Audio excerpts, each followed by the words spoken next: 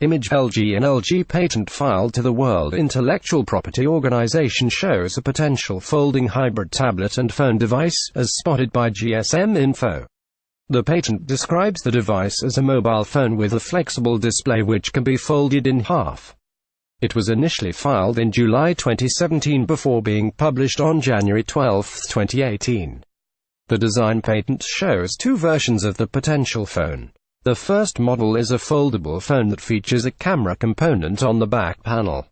When folded, the device can display information like the time on the front screen. Image LG. The second design is similar, except when the phone is folded, its rear cover is pushed to one side, revealing a transparent section on the front right-hand side.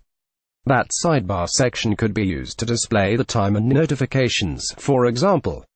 The rear of the device also has a camera module. Image LG. It's important to note that the solid lines in the illustration are its claimed features, while the broken lines illustrate what the rest of the device might look like. The dotted lines in any design patent are not covered by the patent. There's also no indication of if and when LG might release a device like this. Foldable phones seem to be the holy grail for smartphone manufacturers, and though many patents have been filed, there haven't been any notable releases so far.